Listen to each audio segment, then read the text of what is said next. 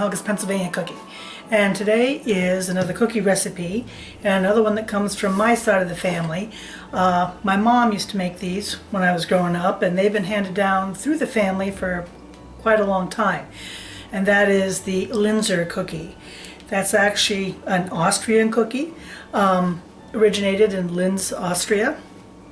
And I thought I'd give you a little history about it because I always find this stuff interesting. Linz is actually Austria's third largest city and was founded by the Romans. It served as an important trading point for centuries. It's also home to notable people including Johann Kepler, who discovered the law of planetary motion, and Tom Bruckner, the famous Austrian composer, and one of the most notorious villains in all of history, along with a couple of his cronies.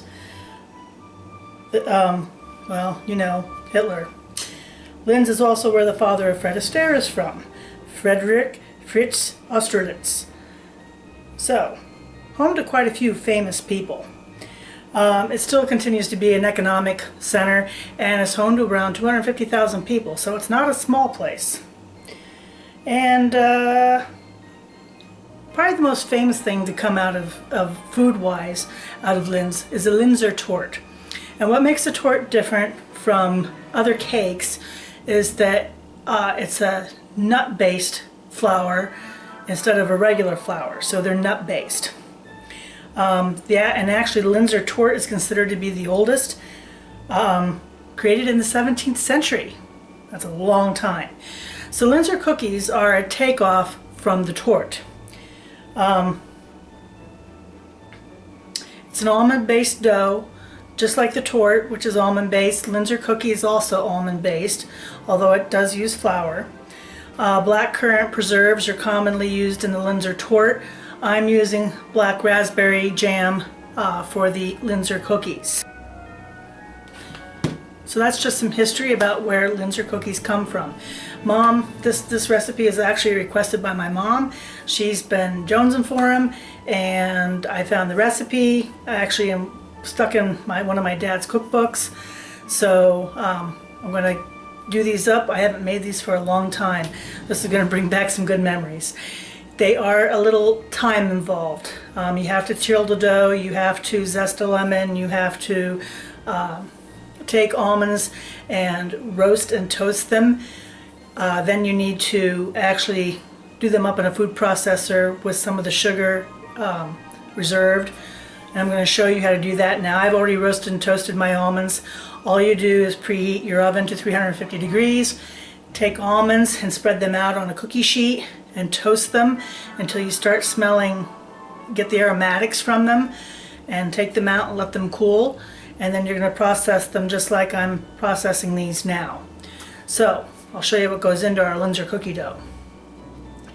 So I've got, there's 3/4 of a cup sugar total, but a quarter is going to go in with the nuts when we do them up. 1 cup of butter and 2 cups of flour and 1 cup of confectioner's sugar. That's going to be used at the end. 2 egg yolks, teaspoon of vanilla, teaspoon of cinnamon, half a teaspoon of salt, the zest of 1 lemon, and that's pretty much it. So we're going to get this dough done up.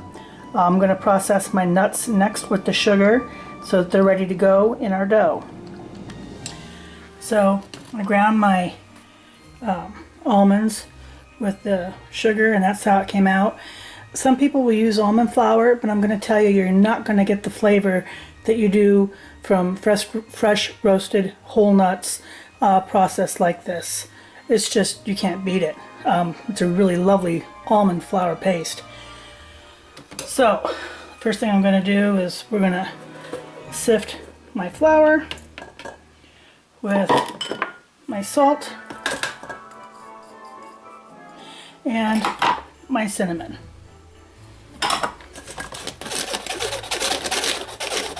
And then we're going to mix in the almond part. Just work that in. The almond with the sugar is going to be a little pasty. That's okay. I just try to work it in to get it all crumbled throughout as easily as possible. Okay, we've got that incorporated. Next comes the butter and sugar and egg and vanilla part and lemon zest.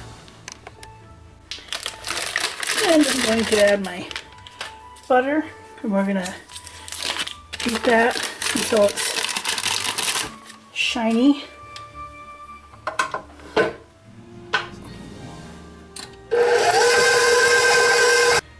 going to add my sugar.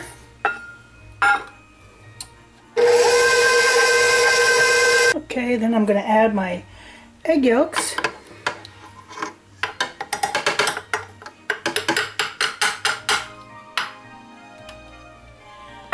And I'm going to beat that till fluffy. You can see my sugar and butter mixture is all in. And then I'm going to add my vanilla and my lemon rind, my lemon zest. Oh, that smells so good. Okay, now I'm going to add in the flour, and we're going to do this in a couple parts.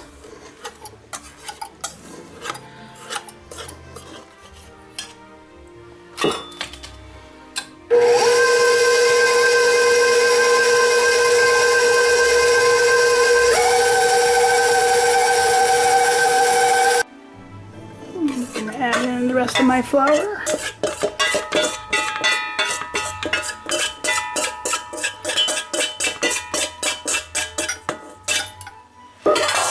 And get this all incorporated.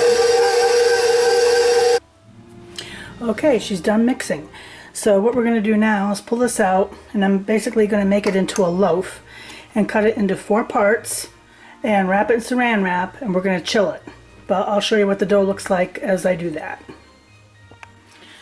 Okay, so here's my dough. I have it turned out onto our surface. I just put plastic wrap over this because it'll just make it easier for cleanup. And now I'm going to section this off into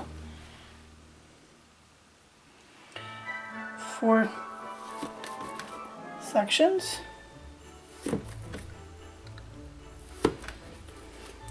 I'm going to wrap each one in saran wrap.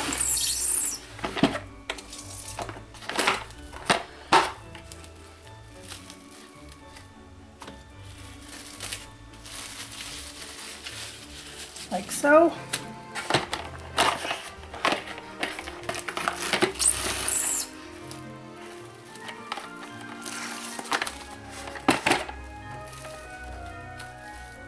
And you can see how nice that dough is. A nice almond dough, and I wish you could smell this. It's just unbelievably fragrant, really lovely. And there we go. Now we're going to chill these. You at least want to do it for an hour or 2. I'm going to do it overnight and finish these up tomorrow. Okay, so I had my dough wrapped and chilled in the fridge, and I meant to get back to it later, but stuff happened and work happened, so it's actually been a couple days. But it's just fine. Now I left it warm up a little bit because it was a little too cold. But you want it chilled. You don't want it room temperature. You do want it chilled because otherwise the dough could spread out too much on you when you're baking and not hold its shape. And you want it to hold its shape. So I have turned it out on a floured surface, and we're just going to roll it out here a little bit.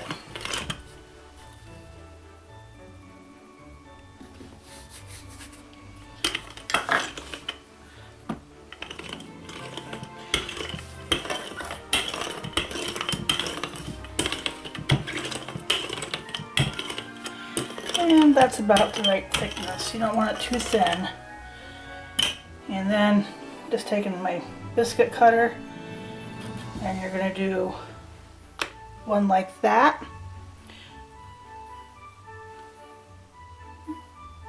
Like that. Just a plain one. But then we're going to do the top. So you're going to do another one like that. And I'm going to take, I have the little biscuit one like this. And this is important, just punch down real quick. Because if you don't do it even, these will come apart on you. So there you have a top and a bottom. See there. You see your top and a bottom, and that's how you make those. And then you're going to put them on the tray, and I'll show you on the tray how they go, and put them in the oven. And that's all there is to the rolling out and doing this. And what you do is you keep taking the centers and stuff, and you just keep reworking the dough till you get all of these out that you can and baked. So here's the tray of them ready to go in. Always make sure you do these in sets. So I have 6 bottoms and 6 tops. And they're going to go in the oven at 350 for about 10 minutes. You want to watch these because you want them to be firm enough that we're going to be able to put the jam in and handle them. But I don't like hard brick cookies. And with it being an almond base, it's easy to do that with these. So when I pull them out, they'll still look soft, but they will firm up some and become more crispy. The first batch is out, and you can see what I'm saying about not being overdone, but they will crumble pretty easily if you're not careful. So we have the tops to go on our bottoms. Next we're going to do the put the jam, we'll spread the jam in, not all the way to the edge, keep it away from the edge, but fill the jam in most of the way.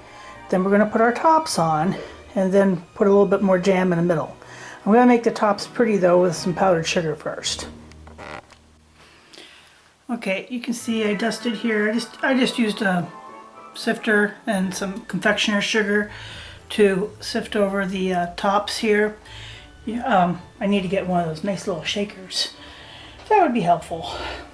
And that just makes them pretty, gives a little hint of sweetness. We have our bottoms here, and like I said, they're firmed up and they are workable, but they are somewhat delicate. And we're going to do the jam part next. Now here's the first one. I'll do another. Like I said, you gotta work kind of gentle. Just put it in and start swirling it around. Like I said, you don't want to go all the way to the edge. You don't want it peeking out when you sandwich them.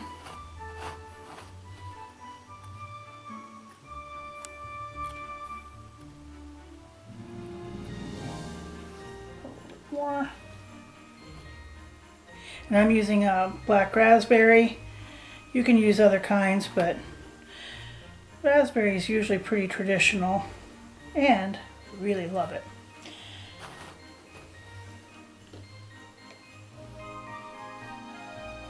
Like I said, we're going to put some more in the middle where we put the tops on. Alright, so you can see what that looks like. Now we're just going to go and put the top on like that. And just kind of like that. It forms a seal.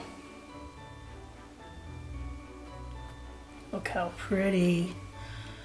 And there you go. So there they are. And some people will just pipe it in. I'm just gonna dab it in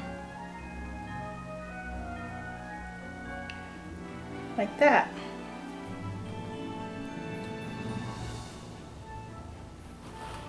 Oh my goodness, don't they look wonderful? These are such a treat. I just love these cookies. Haven't had them in a long time. Hope Mom is happy. And there you go. There's our Linzer cookies.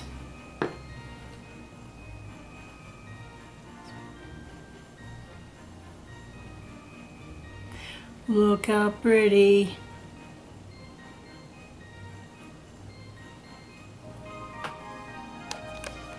And that's all there is to assembling them. Like I said, be gentle because these will break apart kind of like a butter cookie. Here they are in all their Linzer glory. Doesn't that look wonderful? You know what comes next. And now for the best part. Look at my pretty Linzer cookie. The taste test. And like I said, you can bake these longer and make them harder, but I don't like them as hard and crunchy as some people. I like a nice buttery cookie that just melts in your mouth. This isn't doughy, but it is nice and buttery, and it just crumbles nicely into your mouth with the jelly.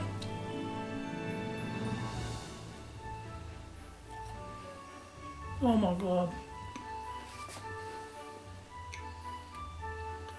See it there? Wow. That is just all kinds of delicious. Oh my God.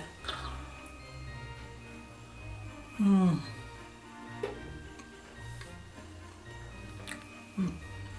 Truly delicious. You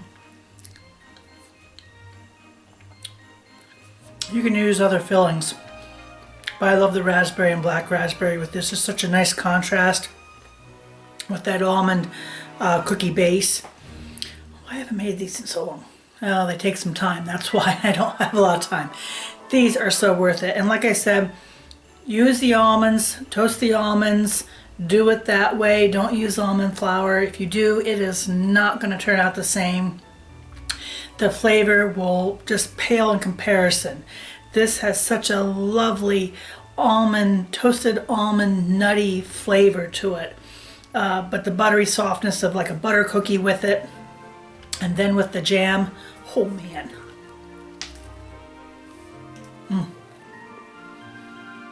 Really amazing. So,